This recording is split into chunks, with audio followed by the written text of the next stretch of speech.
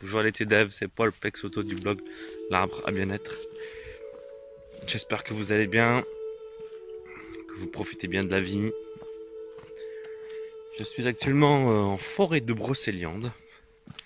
Oui, en Bretagne, cette magnifique forêt.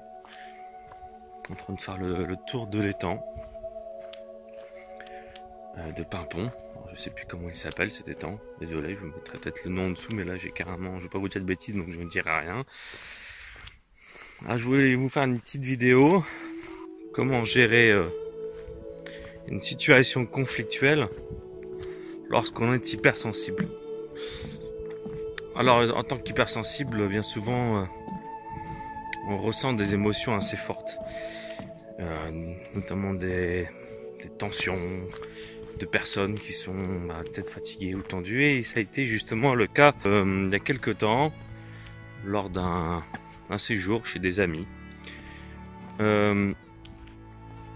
où je sentais dès l'arrivée avec une personne, avec donc la conjointe de mon ami, certaines tensions, fatigue, je le voyais, hein, je le ressentais très fortement en moi. Il y avait quelque chose qui vraiment qui était pesant et qui me travaillait quand même, quoi, et qui était vraiment là. Et le problème, c'est que je sentais pourtant, après avoir fait des exercices de ressourcement, de recentrage, voilà, de prendre du recul, comme je vous explique souvent dans mes vidéos, où il faut prendre souvent du recul. Malgré tout cela, avec un lâcher prise, avec un travail de lâcher prise qui était vraiment important, malgré tout, il arrivait, ce qui est arrivé, c'est que lors d'un repas, sur un malentendu, on s'est disputé. Voilà, il y a eu une petite dispute qui n'a pas été très loin, mais voilà, quelque chose qui m'a vraiment voilà, je me suis un peu lâché, j'ai monté un peu la voix, tout simplement pour dire ce que j'avais à dire. Bien sûr, je suis resté correct et poli, mais j'ai dit ce que j'avais à dire, et nous ne pouvons pas aller plus loin, car il y avait une oppression qui était vraiment en moi. J'ai préféré, et puis je sentais vraiment qu'il n'y avait pas moyen de pouvoir nouer une discussion normale. J'ai préféré arrêter cette discussion et partir. En fait, quand je dis partir, c'est que j'ai quitté la table parce que voilà, je pouvais pas aller plus loin. Et j'avais peur que la pression qui était toujours là, cette tension, ces émotions très fortes qui tourbillonnaient, plus le mental, que j'avais beaucoup de mal à gérer, mais j'ai préféré quitter la table pour me recentrer. Alors là, je vous montre, c'est un peu tendu ce que je fais depuis tout à l'heure. Je monte des marches, voilà, un peu. Donc là, je fais le tour de l'étang de Pimpon. Enfin bref, revenons à nos moutons. J'ai préféré quitter la table et partir dans ma chambre pour me poser et souffler un peu, me recentrer. Voilà, mais alors le truc étrange, c'est que j'étais pas vraiment en colère envers cette personne. Parce qu'en fait, qu'est-ce qui s'est passé à ce moment-là? C'est que je sentais bien qu'il y avait quelque chose qui n'allait pas chez elle. Et le problème, ce qui s'est passé, c'est que quand on analyse, quand on prend un peu de recul sur cette situation, ce qui s'est passé, c'est que nous avons chacun nos propres souffrances, et celles-ci étaient justement en résonance l'une avec l'autre. C'est-à-dire que elle a mis le point lorsqu'elle m'a fait une remarque, elle m'a simplement fait une remarque pendant ce repas qui m'a agacé et qui m'a vraiment touché, qui m'a blessé. Et j'étais vraiment surpris sur le coup d'avoir reçu cette remarque, et je n'ai pas pu répondre. Et lorsque cette personne a insisté en fait sur cette remarque, lorsqu'elle a insisté sur cette remarque, tout simplement ce qui s'est passé, c'est que j'ai perdu pied, et du coup, comme ça me faisait tellement mal, je l'ai mal interprété, et du coup j'ai mal répondu, j'ai mal jugé en fait ses propos. Mais quelque part aussi, j'ai bien senti que cette personne avait des problèmes, et aussi donc cette souffrance a aussi résonné par rapport à moi aussi. Il y avait une résonance par rapport à mon attitude peut-être, par rapport à ces mots. Enfin, il y avait quelque chose aussi qui était là, qui était sous-jacent. Et je pense que avec le recul, que tout ça était là, bien sûr, pour mettre en évidence. Il n'y avait pas de hasard en fait. Je sentais depuis quelques jours qu'il y allait peut-être avoir un conflit à ce moment, un conflit, tout simplement, je le pressentais.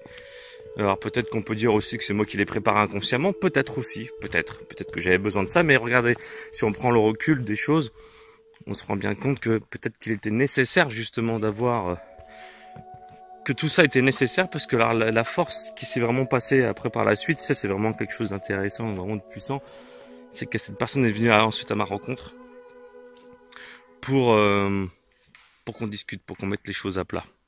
Et c'est là-dessus que je veux vraiment insister, c'était sur ce fait que la personne, enfin, elle est venue en fait vers moi pour mettre les choses à plat, pour pouvoir discuter calmement et posément sur ce qui s'est passé. Donc il fallait vraiment être dans une écoute particulière, mettre ses émotions de côté. Ça c'est pas évident, mais j'ai réussi à le faire car je savais à ce moment-là que c'était mon mental tout simplement qui me parlait, qu'il ne fallait pas que je l'écoute, mais que je me ressente sur mon cœur. C'est vraiment important, recentrez-vous sur votre cœur, c'est vraiment lorsque ça va mal, soufflez, avoir une bonne respiration, c'est vraiment important, mais ce qu'il faut vraiment, c'est s'isoler quand vraiment ça va pas. Autant arrêter, reprendre la conversation plus tard, le dire pendant le conflit, ce que je n'ai pas fait, ce que j'aurais peut-être dû faire. Voilà, mais c'est vrai que c'est pas évident, on a beau faire des exercices de développement personnel, des choses, faire beaucoup de choses sur soi-même pour sa propre évolution. Il y a des moments quand ça vous touche vraiment profondément, c'est difficile de le faire. Et là, ça a été la force de cette personne, franchement, qui était une vraie leçon, une leçon de vie. Et en même temps, j'ai pas été surpris parce que je la connaissais déjà un peu et je savais que c'était une personne franche et entière. Ça m'a pas surpris lorsqu'elle est venue.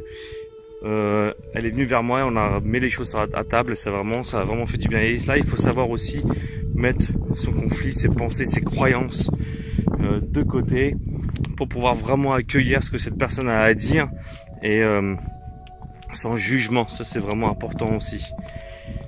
Mais au-delà de ça, est-ce qu'il n'aura pas mieux valu ne pas est-ce qu'il n'aura pas mieux valu éviter en fait tout simplement cette situation-là?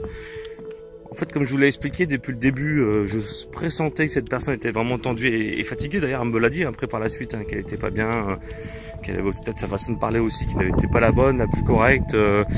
Voilà, c'était un problème de valeur, en fait, d'interprétation de nos mots qui ont fait que ça a déclenché un conflit. Mais si avant, lorsque moi-même j'ai senti que cette personne avait peut-être quelque chose contre moi,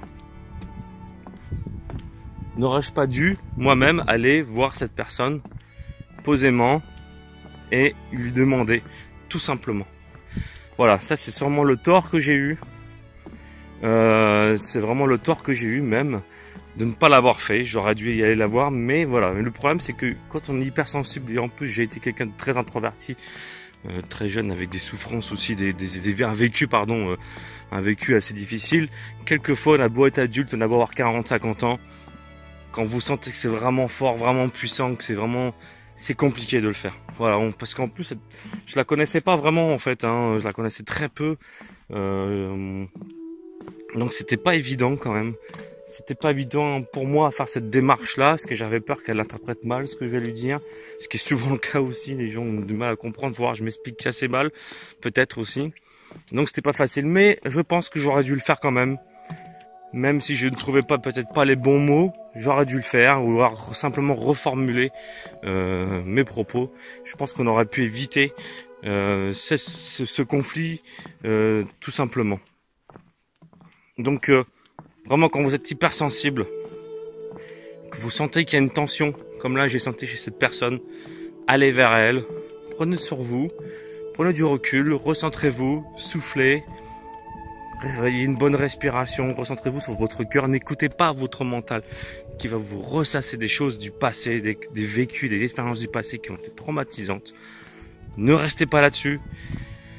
Préparez vos phrases même s'il le faut, préparez-les, allez vers cette personne avec le cœur ouvert et parlez-lui. Expliquez-lui, demandez-lui, posez-vous tout simplement les questions les plus simples, j'aurais peut-être dû lui demander. tout simplement, est-ce que tu as quelque chose contre moi? Est-ce que j'ai fait quelque chose qui est plutôt offensé, tout simplement? Vous voyez, c'est vraiment pas plus compliqué que ça. Et je pense que c'est important. La communication est vraiment importante. Même si on a peur de ne pas trouver les mots, faites-le. Reformulez, c'est pas grave. Trouve pas les bons mots, ça arrive à tout le monde. Donc voilà. Voilà comment, lorsqu'on est hypersensible, on doit communiquer. Si vraiment vous n'arrivez pas à ce stade-là, et bien si vous arrivez vraiment au stade du conflit, de l'éclatement en fait de cette pression, hein, tout simplement, et bien arrêtez la conversation si vous n'arrivez pas à trouver vos mots, si vous sentez que ça va partir, comme ça s'est passé pour moi. En fait, je sentais que ça allait partir un peu plus haut. Je disais n'importe quoi, hein, mais tout en restant correct, mais je voyais que ça n'avait pas de sens, que c'était plus moi qui parlais, mais plutôt mon mental qui parlait. Eh bien, arrêtez la conversation, dites tout simplement la phrase clé qu'il faut dire. C'est je préfère qu'on arrête la discussion maintenant, qu'on en reparle plus tard quand je serai plus calme, quand tu seras plus aussi peut-être plus disposé à m'écouter. C'est ce que j'aurais dû faire, je l'ai mal fait, mais la vie c'est aussi ça, c'est des expériences dont il faut savoir tirer des leçons, comme je suis en train de le faire là en ce moment-là, dans cette vidéo, à travers cette balade, seul. Voilà, ça sert à ça en fait. Les balades servent à ça. À se promener, à faire le point sur soi, à prendre du recul et à réfléchir. C'est vraiment important, mais réfléchir en alliant le mental et le cœur, en ayant les outils du développement personnel, de l'épanouissement personnel plutôt, et le cœur. C'est vraiment important. Voilà, c'est tout ce que je voulais vous dire. En tout cas, j'espère que cette vidéo vous a plu, au moins qu'elle puisse vous apporter quelque chose. C'est vraiment important pour moi de pouvoir vous transmettre ces choses-là, mon expérience, et vous donner mes conseils, même si je les ai pas appliqués comme vous avez pu le voir, mais personne n'est parfait. Je ne suis pas un maître spirituel, un grand maître, et même un grand maître n'est parfait. Personne n'est parfait dans ce monde. Tout ce qui compte, c'est de prendre du recul, savoir en tirer de leçons pour après avancer, voilà, évoluer. Donc en tout cas, si cette vidéo vous a plu, mettez-moi un petit commentaire. Ça m'intéresserait vraiment de connaître peut-être des situations chez vous pour lesquelles ça s'est passé. Et laissez-moi un petit like aussi sur ma chaîne, sur cette vidéo qui se trouve en dessous. Abonnez-vous à la chaîne, ça me ferait vraiment plaisir, ça m'aidera vraiment beaucoup à me soutenir. Voilà, je vous dis à bientôt, portez-vous bien, que la paix soit avec vous. C'était Paul Peixoto du blog L'Arbre à bien-être.